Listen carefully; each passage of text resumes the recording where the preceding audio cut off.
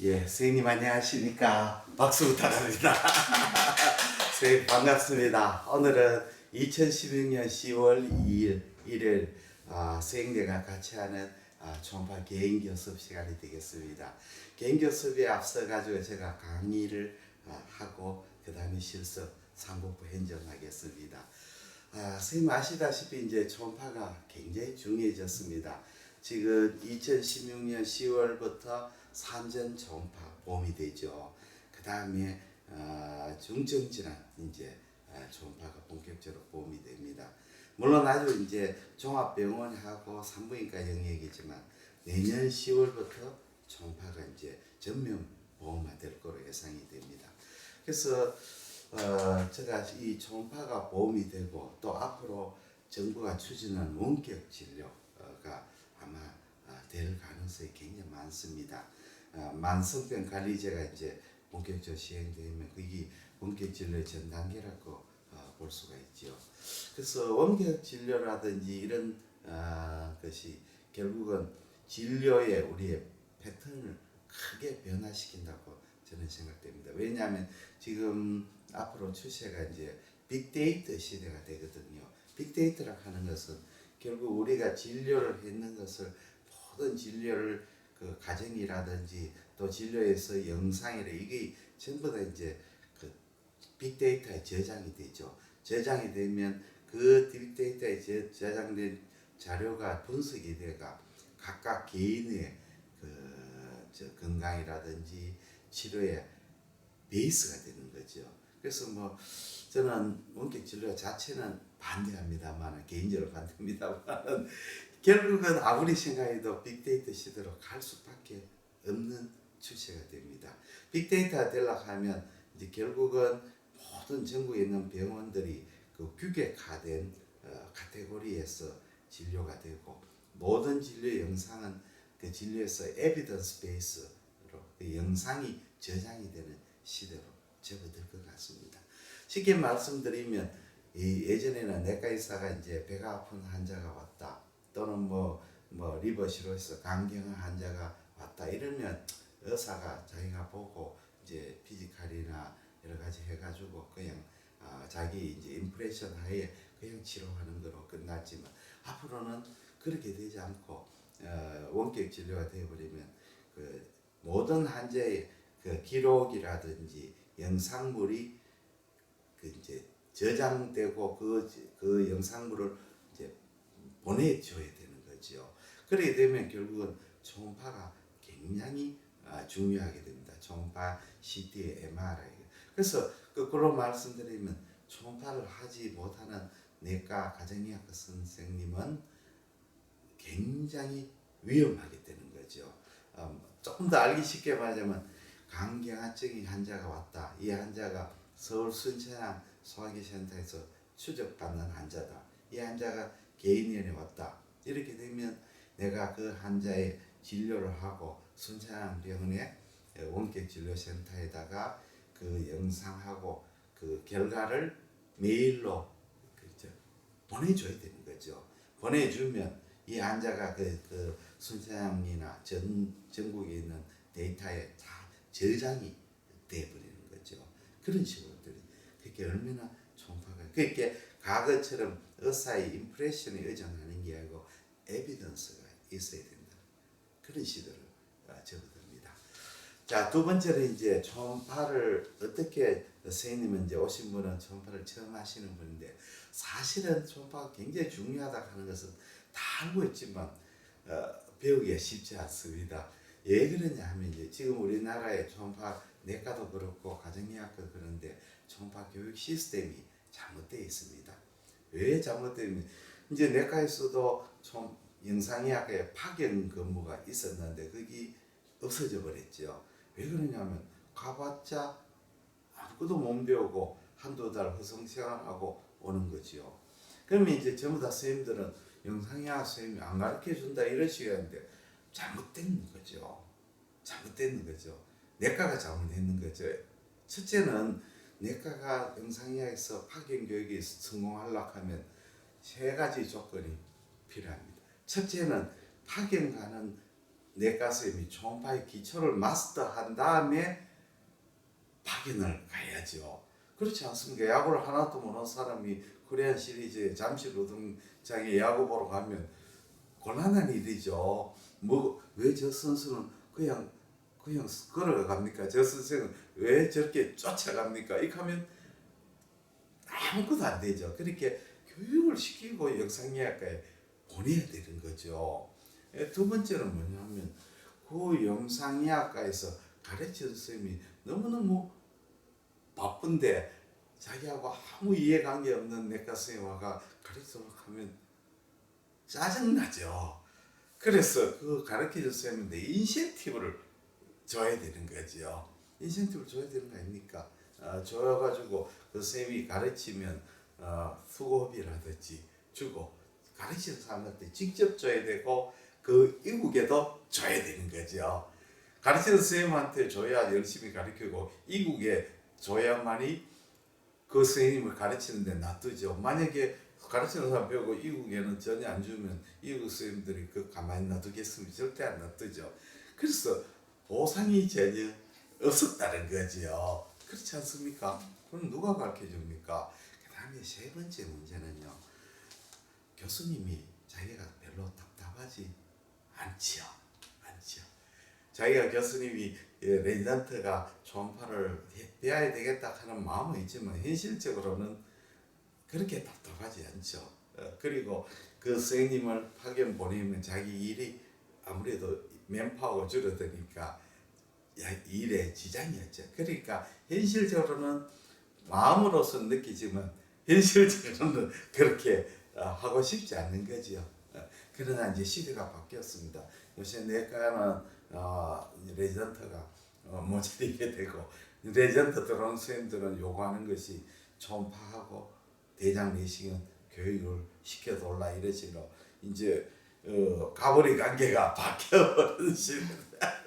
그래서 이제 내과 선생님들이 지금 초음파 교육에 신경을 이제 쓰게 돼 있죠. 근데 문제는 지금도 아직 있습니다. 아직도 내과 선생님이나 이런 분들은 보시면 뭐 일부입니다만은 아직도 어떻게 초음파 교육을 해야 되는지를 아주 잘 모르시고 계십니다. 초음파 교육은 러닝 커브가 6개월 걸립니다.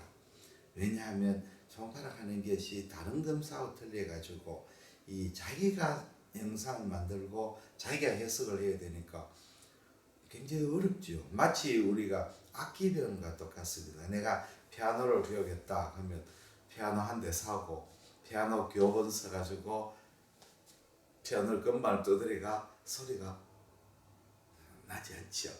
그렇죠. 소리는 나겠지만 음악이 안 되는 거죠. 마찬가지입니다. 초음파를 제가 했다. 초음파 기계 하나 사가지고 초음파 교재 하나 사가지고 스캔 해보면 쉽지 않거든요. 그게 왜 그러냐 하면 검사자가 직접 검사하는 검사고 책에도 보면 그 스캔법이 나오지만 상세하게 나와 있지 않죠. 그리고 거기에 나온 사진은 아주 잘 나온 사진이죠. 좋은 사진 한 장을 내놨는 거죠. 그러기 초음파가 어렵습니다. 결국은 초음파는 입문에 선생님한테 개인 교습을 받아야 됩니다. 그때 이제 보면 초음파도 교육도 보면 대가 선생님들은 초음파 교육 잘 못합니다. 왜 그러냐면 바둑 제일 잘하는 이세돌이한테 바둑 처음 배우는 사람이 가가지고 자 이세돌 내 바둑 좀 가르쳐 주는데 좀 가르쳐 주세요 하면 이세돌은 못 가르치죠. 어떻게 가르치겠어요? 못 가르칩니다.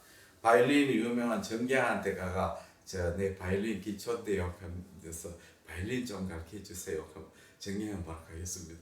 머리가 찌그덩 아파가지고 밑에 새끼 쓰여야부터 야 저게 VIP가 아들이 딸이 왔는데 그 네가 좀 가르쳐라 하지 정경은 죽어도 못 가르치죠.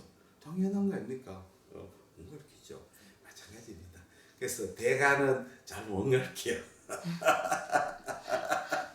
그게 좀 아이러니컬합니다. 운동선수 그렇죠. 스타 선수가 스타 감독이 되는 경우도 있지만 대체로 아니죠. 스타 감독이나 스타 선수는 워낙 자질이 뛰어나기 때문에 자질이 둔한 사람을 잘 못 가르칩니다. 예, 지금까지 소개 이야기했고, 저에 대해서 간단하게 소개만. 제가 72년도 경북이대 나아가 78년 졸업하고 경북에서 내과 마치고, 그 다음에 마산 통합병원에서 군의관 3년간 하고, 이제 서울의 상도동 제일병원이었고, 그 병원에서 공직이 2년 했습니다. 86년에서 88년에 대구에서 개업을 했고, 초음파를 처음 접했는 95년도, 개업하고 훨씬 후죠. 7년 후입니다. 그 당시에 우리 병원 옆에 대경 영상의학과가 생겨가 그 원장님이 저한테 초음파를 가르쳐 줬어요. 근데 왜 그 원장님이 나를 초음파를 가르쳐 줬을까요? 이상하죠. 이 세상에는 부모 자식 위에는 공짜관계가 없지 않습니다. 바로 CT. 그 당시에 CT가 비보험이었거든요. 그 당시에 내가 환자가 참 많았습니다. 많았고 중증 환자도 많았거든요. 그래서 딱 보니까 김일봉 선생님이 CT를 많이 보내주겠다 싶어서 와가지고 내한테 가르쳐줬어요. 그래서 며칠 가르쳐주고 형님 잘해보십시오 하고 보냈는데 해보니까 잘 안 돼요. 그렇지 않나요? 그래, 그 다음부터 나는 초음파하면서 조금이라도 이상이 있으면 전부 다 CT를 보내죠. 그러니까 골스톤도 보내고 아티팩트도 보내고 말도 안 되는 거도. 그러면 영상의학 선생님 굉장히 화를 내겠습니까? 좋아하셨겠죠. 그렇죠. 대학교에서 그럼 뭐 얘기했어요? 화내죠. 대학교에서 아무것도 안 되는 걸 보내고 영상의학과 바빠 죽겠는데 이런 걸 보내자고 당장 전화해가 야단칠 겁니다만은 교인님은 돈이 되니까. 그래서 제가 이제 퇴근하면서 영상의학과가 배웠죠. 이제 가면 아주 영상의학 선생님이 나를 친절하게 이제 가르쳐 줍니다. 그래서 형님이 보낸 초음파상이 이렇고 CT는 이렇습니다. 이렇게 가르쳐 주니까 6개월을 배우니까 뭔가 이제 알겠더라고요. 그러나 본질을 몰라가 굉장히 헤맸습니다. 왜냐하면 초음파 책을 찾아봐도 뭐가 없느냐면 왜 고에코가 되는지 왜 저에코가 되는지 이게 전혀 없어요. 그렇게 스캔법 간단하게 나오고 그 다음에 이제 본론에 나와 간질환 이렇게 나오거든요. 저는 제일 초음파할 때 좀 이해를 못하는 게 원리를 몰랐는 게 해망저마가 고에코입니까? 나오죠. 그래서 초음파에 해망저마가 고에코, 나는 이렇게 생각했어요. 물체가 딱딱하면 고에코고 몰랑몰랑하면 저에코줄 알았어요. 아니죠. 그러니까 이해가 안 되는, 해망저마 소프트한데 왜 고에코냐? 원리를 몰라. 어느 책에도 초음파 책에도 원리를 쓰는 파트가 아무데도 없어요. 그래서 굉장히 헤맸거든요. 그 다음에 또 이해가 안 돼. 저 해망지엄마가 고에코다. 좋다. 에어입니다. 근데 책을 조금 더 해망지엄마가 커지고 변성이 생기면 믹스드 에코로 나온다. 리버 시로시스나 패티 리버에는 저에코로 나온다. 때로는 해망지엄마가 아이소에코로서 보이지 않을 수도 있다. 그럼 전부 다 하잖아요. 도대체 뭐란 말이야? 고에코면 고에코고 저에코면 저에코지. 고에코일 수도 있고 믹스드 에코일 수도 있고 저에코일 수도 있고 아이소에코일 수도 있고 모든 거 다 하잖아요. 답이 A, B, C, D 1, 2, 3, 4인데 올로보 그때 뭐 도대체 어떻게 하라면 원리를 몰랐기 때문에 그랬나. 이제 오늘 쌤하고 내하고 같이 강의를 들어보면 왜 그렇게 되는지를 이해할 수가 있습니다. 자, 그러면 시작하겠습니다. 자, 초음파가 울트라 사운드죠. 우리가 초음파도 음파입니다. 소리죠. 소리인데 주파수가 높아가지고 우리 사람의 귀에 안 들리는 소리죠. 본질은 소리입니다. 프리퀀시가 높은 거지요. 이제 초음파가 여기 프로브에서 생겨가지고 가면 물질을 통과할 때는 네 가지 현상이거든요. 첫째 반사가 되면 어떻게 돼요? 고에코가 되죠. 물질을 가서 우리가 산에서 야호 하면 메아리가 부딪혀가 돌아오지 않습니까? 그렇지. 반사가 되면 고에코. 그냥 반사가 하나도 안 되고 그냥 통과해 버리면 어떻게 되겠어요? 새까맣게 무에코 되죠. 돌아오는 게 없으니까. 그렇죠. 그 다음에 초음파는 산란파가 흡수가 돼요. 초음파가 물질을 통과하면서 막 비임이 흩어져가 돌아오지 않고 또 그 물질에 흡수가 돼요. 그렇죠. 흡수가 많이 되버리면 어떻게 되게 열이 나죠. 그렇죠. 그러니까 하이프로에서 자궁암 그 수술 초음파로 찢는 거 아닙니까? 열이 나죠. 그래서 임신할 때는 초음파를 해도 칼라도프라나 이런 걸 해서는 안 이제 강한 초음파를 쏘면 안 되죠. 그래서 이렇게 나옵니다. 그러면 다시 정리를 하면 우리가 초음파에서 고에코라고 하는 것은 반사를 많이 하는 거고 차음파의 저에코는 반사가 적은 거고 하나도 반사를 안 해버리면 무에코가 되고 주위 반사가 되는데 주위 물질하고 거의 비슷하게 반사가 되면 아이소에코가 되죠. 그 다음에 초음파의 에코는 상대적입니다. 절대적이 아닙니다. 그게 굉장히 중요합니다. 가령 지방이 저에코 물질 중에 지방이 있으면 고에코로 보이는데 지방이 고에코 물질 안에 저에코가 있으면 저에코 되어버립니다. 그렇게 절대 평가가 아니고 상대 평가라고 하는 걸 기억을 해둬야 됩니다. 그러면 첫째 무에코, 초음파의 무에코는 간낭종처럼 시스템 물이 차 있습니다.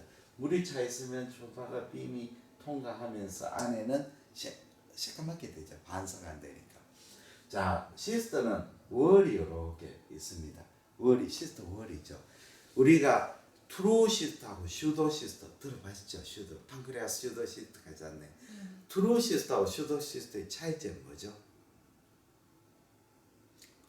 트루 시스터는 에피셀리움으로 라인이 됐고 슈도 시스터는 상피 조직이 아닌 결합 조직으로 라인이 됐죠.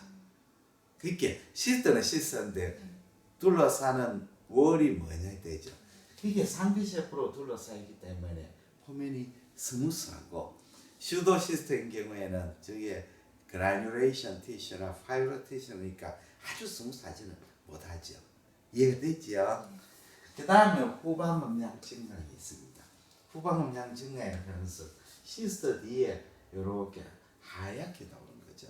이것은 왜 그러냐면 초음파 빔이 물을 통과하면서 감쇄나 흡수가 안 되고 그냥 잘 물은 초음파가 잘 통과하거든요. 그래서 초음파 빔이 감쇄가 안 되고 통과하게 되면 뒤에 고에코 나옵니다. 왜 고에코가 나느냐? 물을 통과하면서 초음파가 강해졌습니까? 아니죠. 초음파 기계는 세팅이 어떻게 되냐면 표면에서 심부까지 다 잘 보이기 위해서 심부로 갈수록 증가시켰어요. 기계가 안에 그 인텐시티를 증가시켰어요. 그래야 고르게 나오죠. 그렇게 저 안에 넣으면 표면에는 잘 보이고 뒤쪽은 새까맣게 보이잖아요. 무슨 뜻이 아니에요.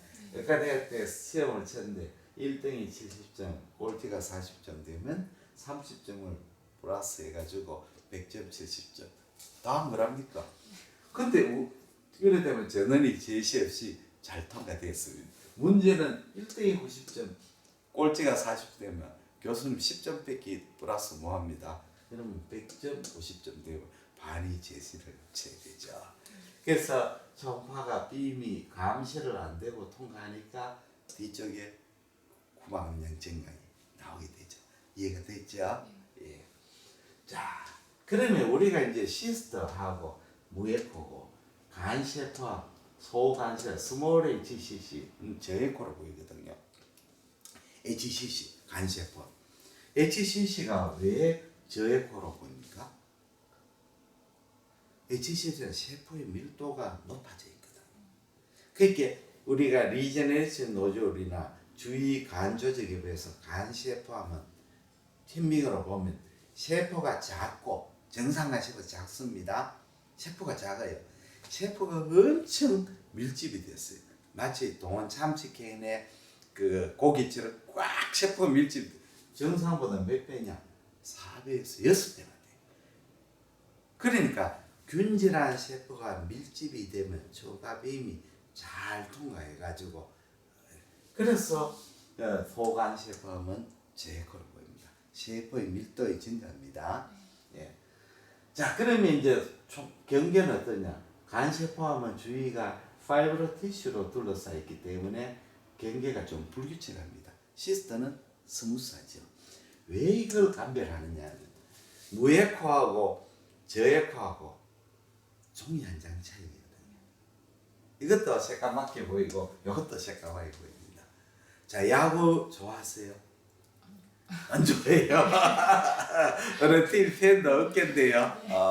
원래 저 사시는 데는 의정부고. 아니 그 원래 서울에 살다가 뭐 두산이나 이런 거 좋아하지 않으세요? 별로 관심이 없다. 그러면 야구에서는요 3할 타자를 하면 네. 아주 잘 치는 타자예요. 3할 되면 강타자를 하거든요. 2할 9푼 구리가 되면 뭘 하는 줄 압니까? 평범한 타자를 2할 9푼 구리하고 3할하고 시즌에 안타 몇 개 차이겠어요? 한두 개 정도. 3개 내지 4개. 아, 예. 3개 내지 4개를 잘 치면 더 치면 안타 치면 3할이고 그거 못 치면 2할 9푼 구리가 되는데 3할이 되면 이제 강타자고 2할 9푼 구리가 되면 평범한 타자 때문에 연봉뿐 아니고 여러 가지로 불리해요. 네. 굉장히 불리해요. 그러니까 불과 요거 스몰 HCC하고 요하고 거의 똑같이 보여요. 자, 리버에서 시스터냐 스몰 HCC냐 하늘과 땅이잖아. 이거는 괜찮은 거, 이거는 치료를 해야 되는 병이잖아. 시스터를 HCC로 하면 곤란하고 HCC를 시스터로 해도 곤란하죠. 네, 그렇죠. 자, 그 다음에 이제 스몰 HCC도 후방 음량 증가가 있습니다. 왜냐하면 균질한 셰프로 구성되어 있기 때문에 초음파 빔이 어테뉴에이션 물보다는 적지만 그러나 통과하거든요. 그래서 후방 음량이 약한 후방 음량이 있습니다. 그런데 차이점은 결정적인 차이는 뭐냐? 초음파는요. 이제 각 물질은 음파가 통과하는데 초음파가 통과하는데 전달 속도가 있습니다. 어떤 물질은 아주 그 물질에서 빨리 전달하고 어떤 물질에서는 천천히 전달됩니다. 자, 이 물하고는 어떻게 되느냐? 물은 초음파가 감시는 적게 되면 전달 속도가 느립니다. 주위 간실지는 전달 속도가 물보다 빨라요. 그러니까 속도가 빠른 데서 속도가 느린 데로 가면 음파가 안쪽으로 굴절을 해요.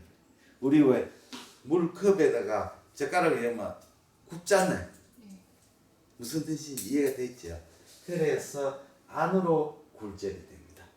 리프렉션, 초음파가 물로 통과하면서. 그런데 간세포하면 반대입니다. 주위의 간 조직하고 여기가 세포 밀도가 훨씬 높고 음파가 전달하는 속도가 빠른 거라. 그러면 굴절이 안쪽으로 굴절하는 게 아니고 바깥쪽으로 굴절해. 굴절의 섀도가 음영을 만듭니다. 네. 그 차이가 있고, 그래서 첫째는 후방 음량 증간의 차이, 굴절. 사실은 이게 구별이 잘 안 돼요. 결정적인 구별은 뭐냐 하면 경계면 초음파는 물질의 음량 속도가 아주 차이가 나는 물질하고 만날 때는 반사를 많이 하거든요. 그래서 이하고 이하의 차이는 그렇게 많지는 않은데 이 조직하고 물은 엄청난 차이가 있기 때문에 여기에 반사를 많이 고에코가 보이고 요 뒤쪽에도 경계면에 고에코, 여기에는 경계면 고에코가 보이지 않아요. 굉장히 중요하죠. 그래서 우리가 감별을 하는 거죠. 그 다음에는 이제 강에코, 강한 에코인데 사실은 강에코나 고에코나 비슷한데 단 후방 음량을 그림자를 동반한 걸 강에코라 하거든요. 뚜렷한 그림자. 자, 석회화 병면입니다. 칼시피케이션이 몸 안에 있으면 초음파 빔이 딱 칼시피에 부딪혀가 강한 반사니까 선상 고에코를 만들고 빔이 이렇게 통과하면서 흡수가 돼버리죠. 산란대가 뒤에는 깨끗한 그림자가 생기죠. 클리어한 섀도우. 자, 공기가 강해집니다. 우리가 자연계에 있는 공기가 우리가 이제 의학에서는 초음파에서는 공기를 잘 통과하지 못해요. 조금 이상하죠. 우리 자연계에서 초음파를 쓰는 동물이 박쥐 아닙니까? 박쥐는 공기 중에 초음파를 쓰지 않네. 그런데 문제가 없는데 우리 의학에서는 초음파는 공기를 잘 통과하면 뭐하잖아요. 그래서 우리 초음파를 뗄 때 젤을 바르잖아요. 왜냐하면 젤을 통해서 초음파 가야 돼. 공기 중에 못 가니까. 왜 그럴까요? 박쥐가 쓰는 초음파는 공기를 잘 통과하는데 의료용에서는 초음파는 왜 공기를 통과하지 못할까요? 이유가 그렇죠. 잘하시면 큰 소리를 해야죠. 주파수가 높기 때문에 그런 겁니다. 주파수 엄청 높아요. 우리가 쓰는 주파수는 3MHz에서 15MHz, 엄청 높은 주파수죠. 박쥐가 쓰는 주파수는 우리 어령보다 훨씬 낮은 주파수래요. 우리 손이는 안 느끼지만 우리 가층보다 높지만 우리 어령보다는 훨씬 높아요. 우리 어령 주파수는 깊이가 한 20cm만 되죠. 사람 몸이 여기까지 20cm만 되지 않나요? 그렇죠? 네. 그렇게 주파수가 높을수록 해상력이 좋고 페니트레이션이 나쁘죠. 그렇죠? 그렇게 박쥐하고 우리하고 주파수 초음파는 똑같은데 프리퀀시가 틀린다. 이해가 되었습니다. 그래서 공기는 작은 공기는 정상으로 나오고 좁은 공기하면 이렇게 밴드처럼 보이고 공기가 상당히 많을 때는 뒤에 섀도우를 통과하는데 요거는 더티 섀도우. 요거는 클리어한데 왜냐하면 공기 사이로 초음파가 통과하니까요. 그렇죠. 자, 그런데 중요한 소견 중에 하나가 공기방울이 이렇게 있으면 그 공기방울에 액체가 끼는 수가 있어요. 공기방울 4개 사이에 액체가 보이면 초음파 빔이 공기방울에 액체에 들어가면서 리버브레이션을 이제 반사를 하거든요. 그래서 이런 섀도우 여기에 강한 공기 에코의 뒤에 선상으로 고에코가 쫙 나가는 거예요. 링다운 아티팩트라고 해요. 이게 이제 이걸 보면 우리가 더티 섀도우를 보이거나 링다운 아티팩트 보면 여기에 공기가 있거나 하는 걸 우리가 알 수 있는 좋은 사인이 되죠. 예, 이해가 됐죠? 그 다음에 고에코로 넘어갑니다. 우리가 고에코 중에서 대표적인 게 지방이죠. 지방간은 초음파 보면 하얗게 나오고 뒤쪽에 가서 새까맣게 나오죠. 왜냐하면 지방간은 왜 고에코로 나오냐? 헤파토사이트가 있으면 헤파토사이트에 뉴클리우스가 있고 사이토플라즘에 폐글로불이 꽉 차가 있다. 폐하고 사이토플라즘하고는 세포하고는 음양계면차가 굉장히 커요. 그래서 초음파 빔이 헤파토사이트를 통과하면서 폐글로불을 주의하고 음양계면차가 크기 때문에 반사를 이렇게. 그래서 고에코. 이해가 됐죠? 네. 예, 해봐. 그 다음에 우리가 이제 콜레스테롤이 고에코입니다. 콜레스테롤은 우리가 대표적인 게 담낭 결석입니다. 담낭 내강 안에 결석이 있으면 초음파가 내강하고 액체하고 담즙하고 결석하고는 굉장한 음양 계면차가 있어가 요렇게 반사를 해가 선상 에코로 해가 쭉 가면서 초음파가 감시를 뒤에 음량을 섀도우를 만들죠. 콜레스테롤 폴립은 그렇지 않죠. 그렇게 우리가 책에 보면 콜레스테롤 스톤하고 폴립의 차이점은 음영이 있다 없다. 그 다음에 체위 변화에서 움직이면 스톤, 움직이지 않으면 폴립이라고 하죠. 그럼 폴립은 도대체 왜 생기느냐? 폴립은 희롱 콜레스테롤하고 아무 관계 없습니다. 고지혈증 관계 없잖아요. 담낭 안에 있는 콜레스테롤이 앱세리움으로 들어가면 우리 앱세리움 들어가면 앱세리움 밑에 있는 혈관에서 히스테오사이트가 나가 이 콜레스테롤 엔갈핑 이것이 자라가지고 안으로 돌출했는 게 폴립이잖아요. 그렇지 않나요? 그러면 콜레스테롤 폴립에서 요 안에 요 앱세리움 있고 요 안에 스토크가 있고 요 안에 히스테오사이트 안에 콜레스테롤이 쫙 들어가 있는 거죠. 초음파 빔이 오면 어떻게 돼요? 점상고액. 스톤은 선상고액. 요거는 점상고액이에요. 그리고 스톤에서 여기 콜레스테롤 반사하지만 주위에 커넥티브 티슈는 초음파가 잘 통과하거든요. 그래서 섀도우를 만들지 않죠. 이제 이해가 됐죠? 네. 예, 중요한 소견이죠. 자, 그 다음에 콜로이드가 고에코로 보입니다. 우리 갑상선을 해보시면 갑상선에 여기 트라케하고 여기 갑상선, 이스무스, 여기에 코먼 카로티드 아터리, 인터널 주구라 베인, 안테리어스 레머스, 에세시 머슬이 있죠. 초음파에서 그 사이로이드 그랜드는 고에코로 보이죠. 왜 고에코로 보입니까? 콜로이드죠. 갑상선은 물주머니와 똑같지 않나요? 콜로이드를 가득 찬 물주머니죠. 앱세리움이 폴리클 앱세리움 있고 안에 콜로이드가 있단 말이에요. 그러면 초음파 빔이 앱세리움과 콜로이드하고 강한 반사를 있고 콜로이드 자체도 강한 반사. 그래서 갑상선 고액으로 보이죠. 네. 근데 갑상선 암, 유두암에서는 저액으로 보이잖아요. 자, 갑상선에 유두암이 생기면 속에는 어떠냐면 이렇게 경계가 일레귤러한 저액고 병변이 보이고 안에 마이크로 칼시피케이션 되고 이제 횡단사에서 길쭉한 톨로 된 와이드 형태를 보여요. 이 네 가지 갑상선 암의 유두암의 소견입니다. 왜 갑상선 암의 유두암의 저액고냐? 여기서 암세포가 생겨 암세포가 정치하면서 안으로 들어가고 바깥으로 파먹어 들어가고 그런데 왜 콜로이드를 없애고 세포가 정식되면 초음파 빔이 잘 통과해가 저액으로 나오는 거죠. 이해가 됐죠? 네. 아, 바로 그거죠. 자, 그 다음에 마이크로 칼시피케이션 왜 생겼냐?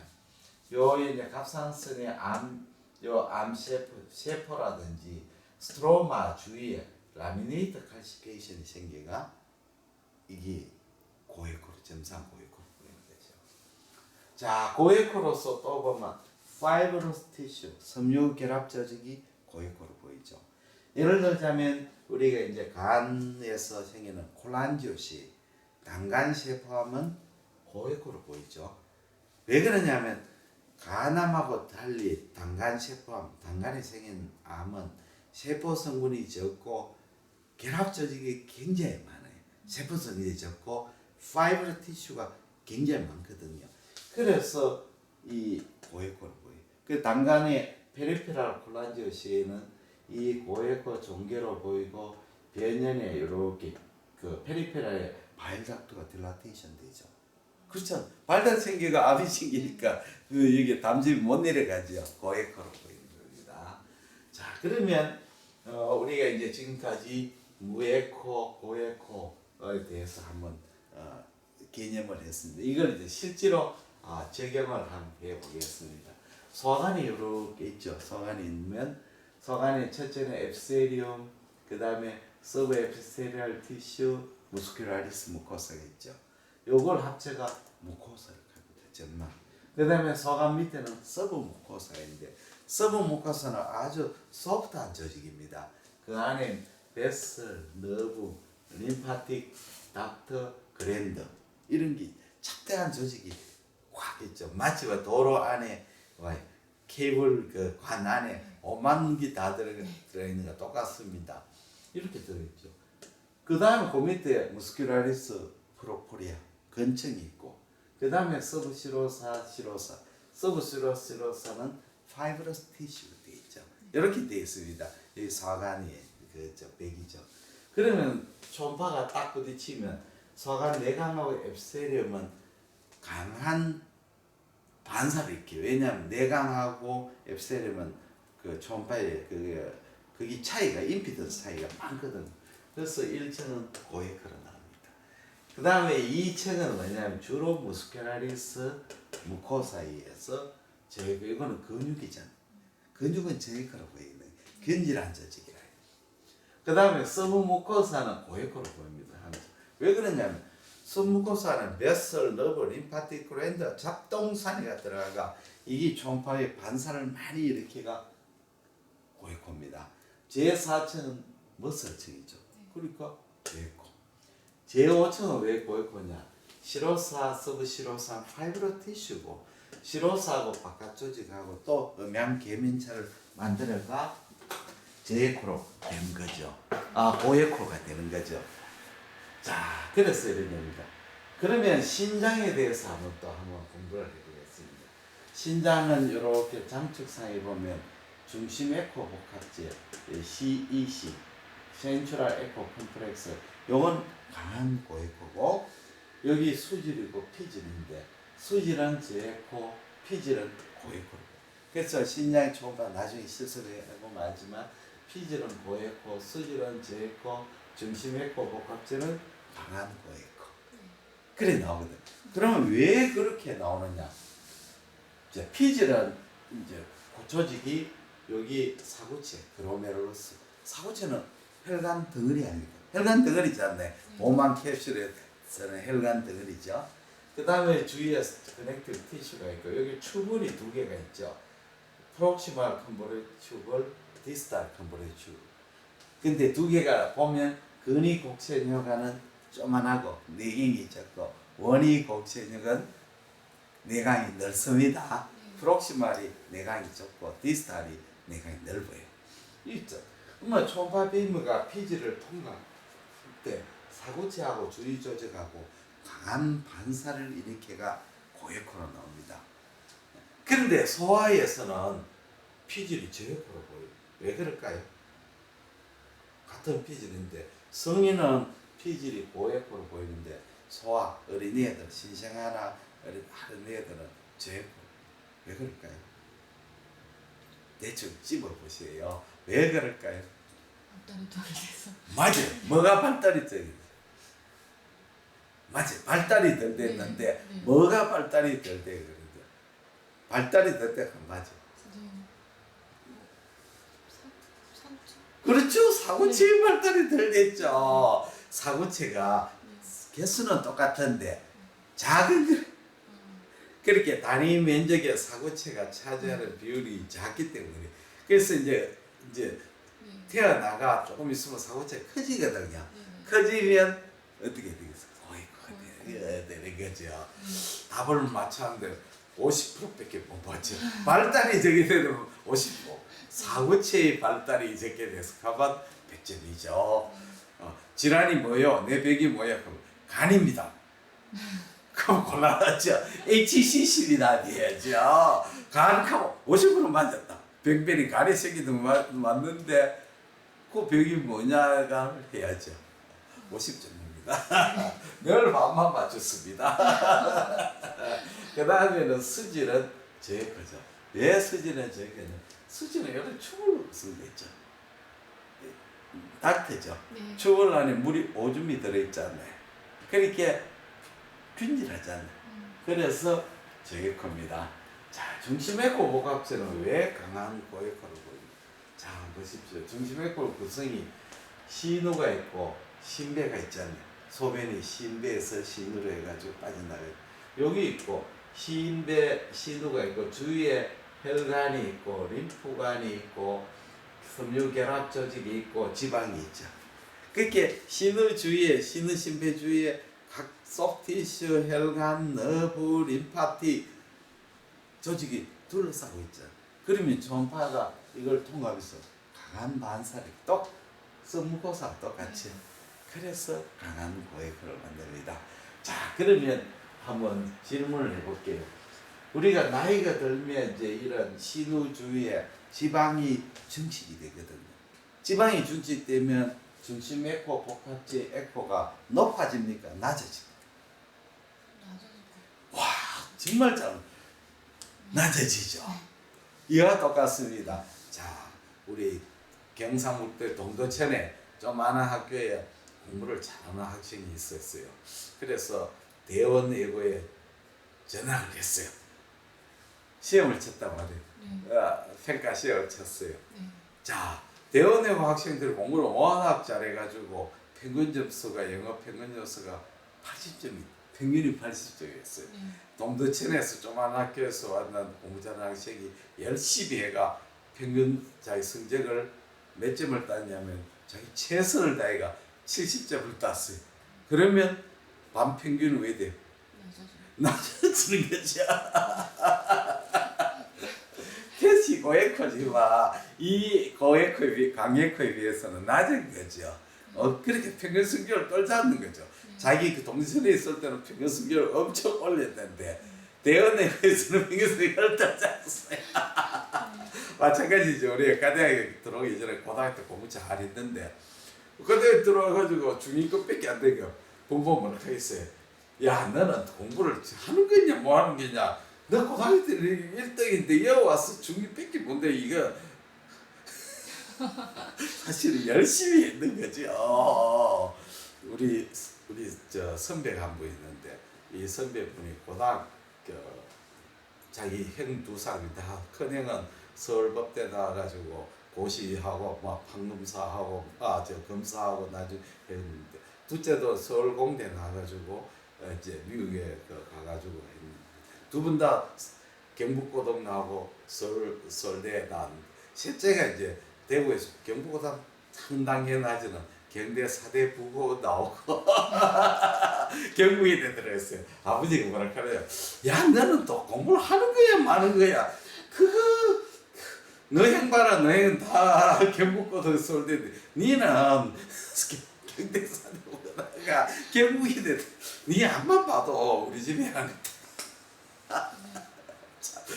이것이 보통 문제가 아니죠. 상대 평가 이름을 썼습니다. 다음에 저의 거죠. 이 이야기를 해야죠. 그러면 결과적으로 우리 몸에 신우 지방이 정식돼도 저해코가 되고 혈관이 정식되면 또 저해코 되죠. 그 다음에 림프관이 확장이 되면 또 저해코.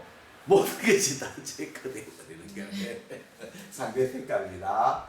그리고 우리가 상대평가에서 아까 파이브리 티슈가 고해코로 나오지만 자 갑상선에 선종에서 갑상 결절이 생기면 종양이 생기면 종양 주위에 피막이 파이브리 티슈로 피막이 생기죠.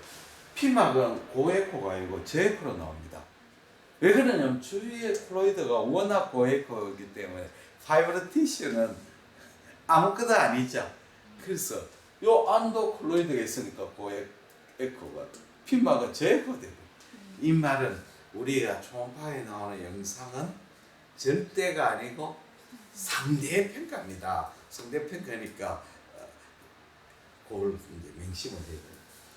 다음에 이제 저해코입니다. 우리 몸에 정상 저해코가 나오는 것이 근육이죠. 근육은 왜 그러냐면 균질한 조직이잖아요.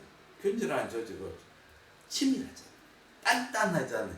초음파 빔이 잘 통과하죠. 그래서 근육은 저해코입니다. 근데 우리 몸의 결절이나 조직이 원래는 저해코가 아닌데 저해코 되는 수가 있죠.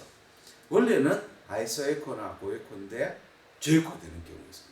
그건 제일 먼저는 물이죠. 이제 조직이나 결절에 물이 채이는 거. 물이 채이는 건 대부분 이디마 아닙니까? 이디마는 주로 많이 생기는 게 인플레메이션 때 많이 생기잖아요. 네. 그렇죠?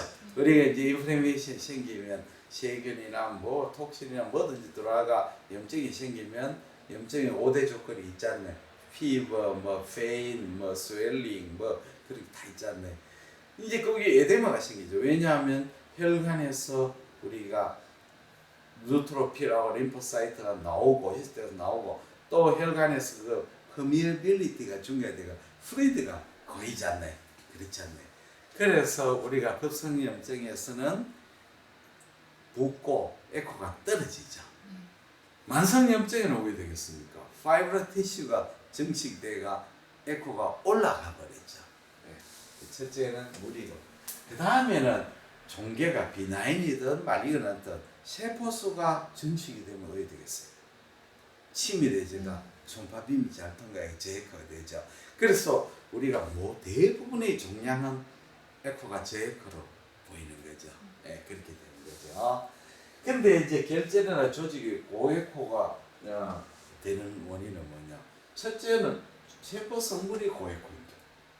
이 세포 성분이 안에 지방이 있거나 콜레스테롤이 있거나 콜로이드가 있거나 파이브로 티슈가 많거나 이러면 고에코 되는 거죠. 당연하죠. 두 번째가 중요합니다. 세 번째, 섬유 조직이 풍부할 때, 파이브로 티슈가 구할 때, 그 다음에 내부의 구조가 고에코 성분이 아니더라도 헤테로 음양의 차이가 많이 나는 물질로 구성되었을 때 이게 무슨 뜻이냐면 이겁니다. 자, 헤망지오마가 고에코로 나오죠. 헤망지오마 왜 고에코냐? 헤망지오마는 안에 무산 바스큘라 레이크로 구성돼 혈관동으로 구성되어 있잖아요.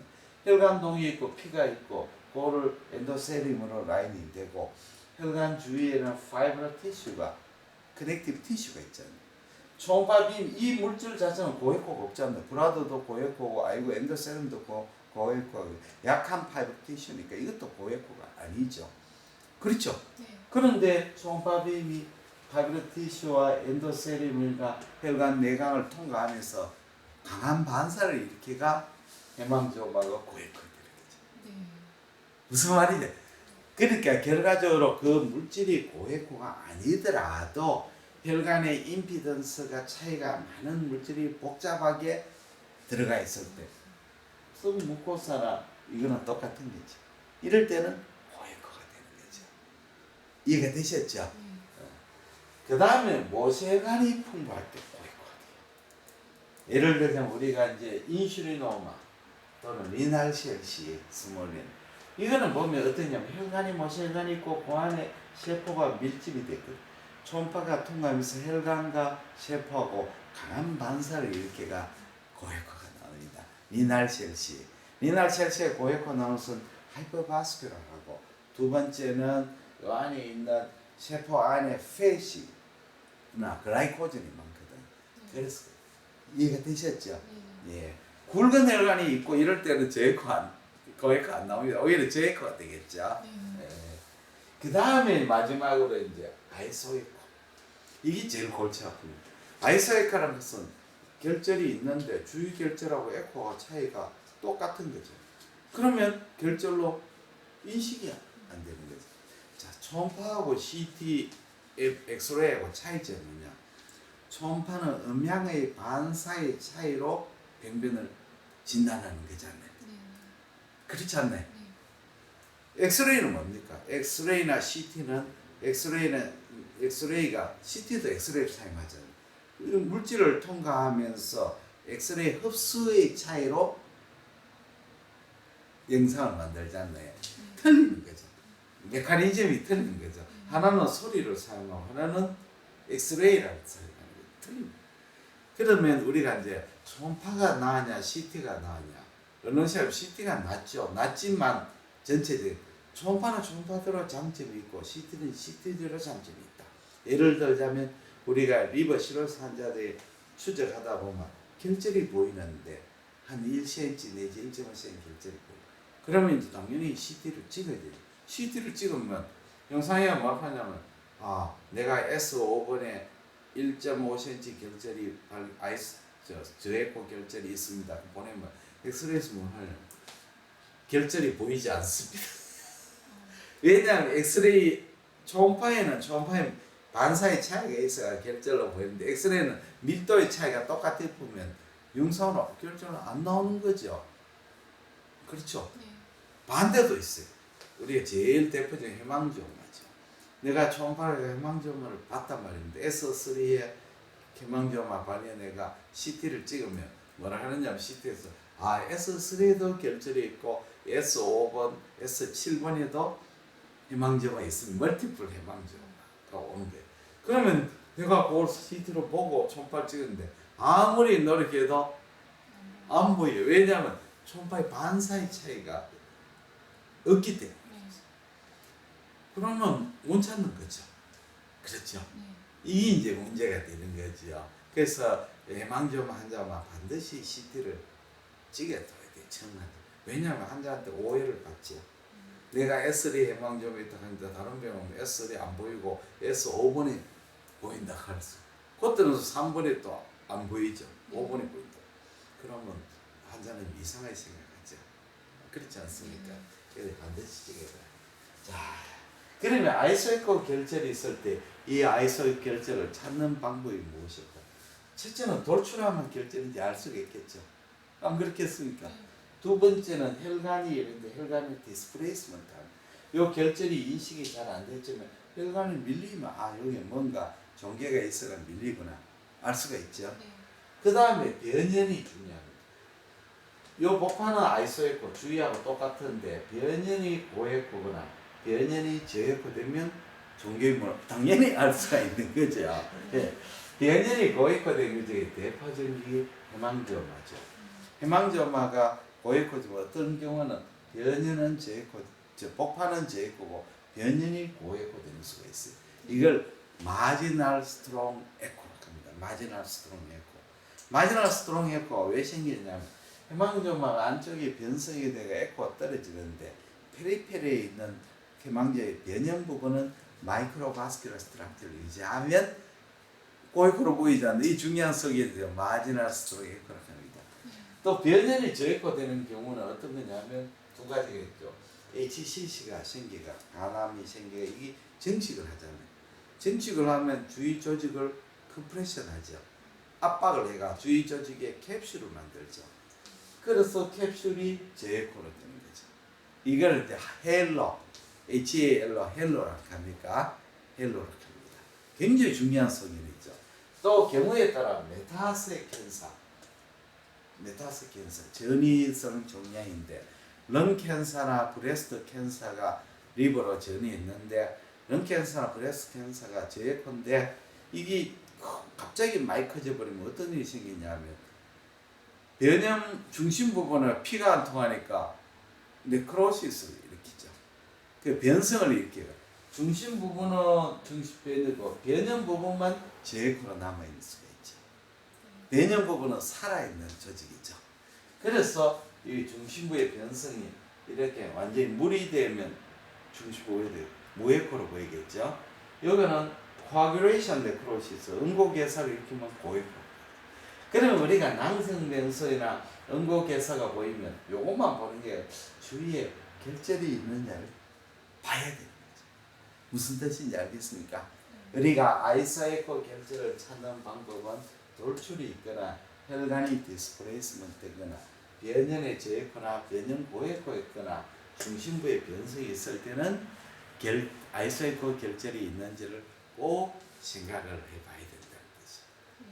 이해가 되시죠? 쌤이 아주 퀴즈를 묻는데 대답을 아주 잘해가지고 깜짝 놀랐어요. 근데 50점밖에 안 돼요. 자, 강의를 이것으로 마치고 질문을 받겠습니다. 무슨 질문? 오늘 강의 아니라도 무슨 질문을 해도 돼요. 오늘 강의를 어디에 다 했냐면 내가 주는 CD 있죠. 거기 다 들어가 있어요. 다 들어가 있어요. 초음파의 기본 논리거든요. 자, 질문 뭐든지 해도 좋습니다. 질문 뭐 질문 같지 않은 질문도 괜찮아요. 머릿속에 생각나는 그대로 아직 아는 게 없어가지고. 아는 게 없어가 질문해야지. 질문이 없어. 뭐든지 질문. 그냥 뭐 생각나는 질문 아무거나 해도 네, 그러면은 돼. 펫도요. 응. 저렇게 이제 세포 안에 이렇게 방울방울이 있어가지고 네. 네코로 보이는데 펫도 완전히 뭐 그냥 상상으로 물처럼 기름을 이렇게 하면은 그건 또 무에코나 뭐 저에코로. 그렇죠. 펫이 위치에 따라 고에코도 보이고 저에코도 보입니다. 예를 들자면 우리가 이제 아주 고에코 안에서 펫이 있을 때는 오히려 저에코로 보이고 저에코의 펫 덩어리가 펫 글로벌 뭉쳐가 있으면 그것도 고에코로 보입니다. 그러니까 펫도 부위에 따라서 고에코로 보일 수 있고 저에코로 보일 수 있습니다. 질문 아까 했던 질문하고 비슷한데 초음파에서 에코제네시스는 절대가 아니고 상대라고 하는 걸 넓게 얘기해야 됩니다. 또 다른 것도 지금 뭐 초음파를 공부를 잘하는 방법 뭐 이런 것도 궁금하죠. 앞으로 그럼 어떻게 배워야 될 것인가 그게 더 중요하겠네요. 자, 쌤이 이제 병원에 취업을 해가 초음파를 하게 됐습니다. 그 병원에는 영상의학과 의사가 없지요. 그러면 이제 선생님 굉장히 처음에는 힘이 듭니다. 힘이 들죠. 그래서 내 생각에는 주위에 있는 영상의학과 선생님을 찾아가십시오. 이제 평판을 물어보고 그래서 그 선생님한테 인사를 하고 인사할 때는 그냥 가면 안 됩니다. 사람을 뭔가 들고 가야 됩니다. 들고 가가 내가 여기 이 동네 이제 병원에 의사로 취업했다. 선생님 병원에는 지금 CT, MRI 없죠? 네. 그러면 그 보내는 병원에 있을 거라. 네. 아마 그 원장님 물어봐가 우리 병원에서 CT, MRI를 보내는 병원 어느 병원입니까? 물어보면 네.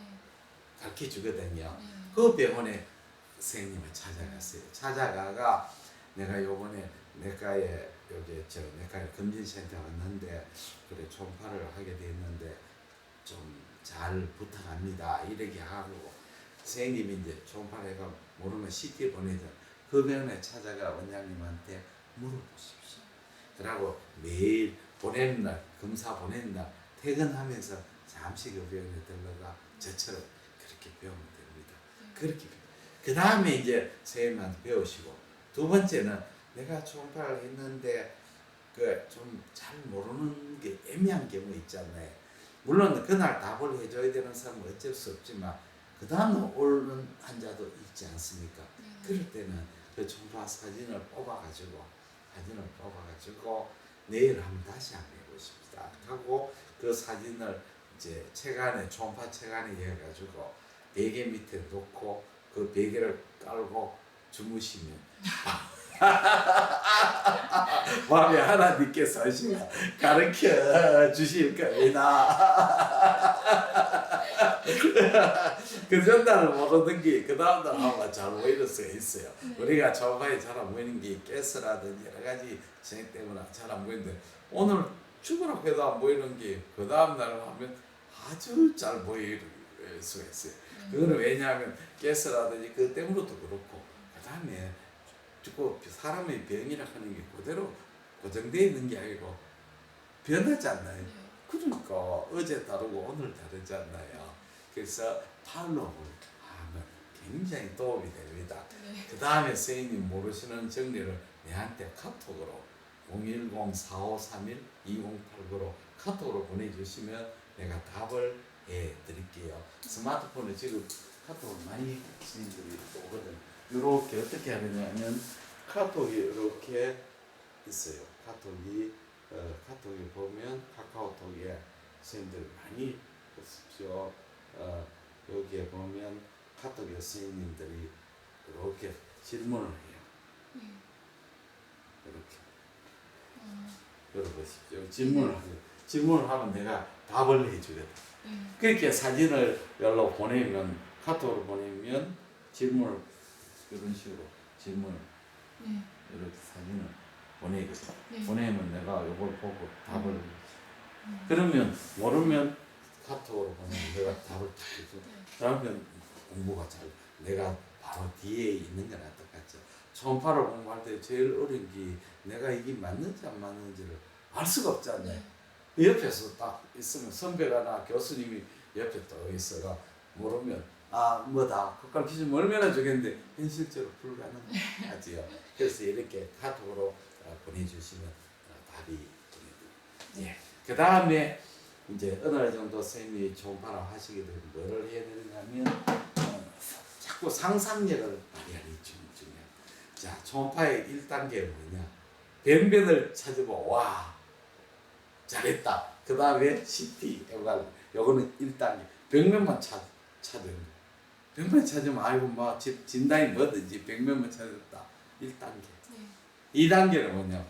병면을 찾는데 요것이 어느 위치에 있고 무슨 병일 것이다. 2단계. 2단계만 또 뭐 아주 잘하는 거죠. 자, 리버에 S 5번에 HCC로 심되는 몇 cm 크기의 HCC로 보이는 종괴가 있다. 그러면 2단계만 해도 훌륭하죠. 근데 3단계는 뭐냐? HCC가 심되는데 요거는 CT, MR을 찍으면 어떻게 나올 것이다. 이 사진이 CT 찍으면 CT에서 어떻게 나올 것이고 MRI 찍으면 어떻게 나올 것이다. 예측하고 그 다음에 이제 사진이 나오면 그걸 비교해 보세요. 3단계죠. 고급 단계. 최고급 단계는 뭐냐? 자, 이 병리학적으로 이 종괴가 병리학적으로 어떻게 돼 있고 병리를 보니까 어떻고 병리하고 이 초음파 소견 CT MR을 어떻게 매칭이 되는가? 이래 되면 4단계죠. 4단계 되면 이건 뭡니까? 야구에서 보면 야구를 참 모르시는 분들 이야기를 하는데 야구에 외야수는 심심하잖아요. 라이트 필드 공답별 놈 없잖아. 그래도 또 앉아 있다가 아무 생각 없이 수가 있는데 자기 앞에 공이 날아오는 거예요. 그 공이 옆으로 나가니까 막 허겁지겁 달리가 다이빙 해가 넘어지면서 공을 잡았다. 그러면 한정석은 잘했다고 파인플레이 거기서 막 하지 않네. 굉장히 위험하죠. 잘못하면 빠지면 어떻게 됩니까? 빠지면 뭐 장타가 되는 거죠. 장타가 되는 거죠. 런너 주자가 있으면 다 들어와쁘지 않나요? 라이트필드 빠지면 뭐 뒤에 받쳐주는 사람들. 잘하는 선수 외야선 끊임없이 보는 거죠. 머리를 쓰는 거죠. 지금 란나가 주자가 몇 명이 있고 지금 우리 투수가 누구고 상대의 타자가 어떤 타자고 상대의 타자는 주로 이런 상황에서는 공을 어디로 밀어친다든지 땡겨친다든지 이쪽으로 이제 내가 라이트필더인데 센터 쪽으로 갈 건지 안 그러면 라인 쪽으로 갈 건지를 이제 예측을 하죠. 예측을 해가 한 두 발자국 정도만 거적으로 가면 딱 날아갈 때 두 발자국은 엄청난 차이잖아요. 두 발자국으로 오가지고 쫓아가고 탁 잡으면 감독들 봤으면 뭐라고 생각해? 평범한 공을 잡았네. 그렇지만 전문가는 뭐, 야, 나 주자는 서브스는 정말 잘한다. 예측을 해가 그쪽으로 가가지고 두 발자국만 움직여도 다이빙 캐치 안 해도 되는 거죠. 그렇지만 그걸 그렇게 두 발자국 하는 그냥 두 발자국이고 계산을 해가지고 두 발자국 가는 거죠. 그래서 다시 그냥 총파를 처음에 1단계는 그냥 변변 보는 거. 두 번째는 위치하고 진단. 세 번째는 CT, MRI가 어떻게 될 것을 예측하고 네 번째는 변리까지 생각해가 코리레이션하면 4단계 최고의 경지죠. 야구를 보는데 그냥 멍청하게 이제 내가 두산하고 삼성 붙었는데 두산 응원하게 보는 것도 즐겁지만 두산의 감독이 이 상황에서 어떻게 내가 감독이라면 이 상황에서 스키즈를 할 거냐 강공으로 밀어붙일 거냐 어떻게 할 거냐를 생각했는데 거기 탁 들어가지고 예측이 맞았잖아요. 내가 감독이 내 생각이나 감독 생각이나 거의 같다. 그러려고 하면서 그 선수의 능력을 잘 알아야 되죠. 그렇죠? 네. 그래서 뭐 그런 생각. 그래서 조파를 잘하는 방법 이렇게. 이제 이해가 되셨죠? 네. 예, 감사합니다. 박수 바라겠습니다. 감사합니다. 자, 커피도 한 잔 드시고 네.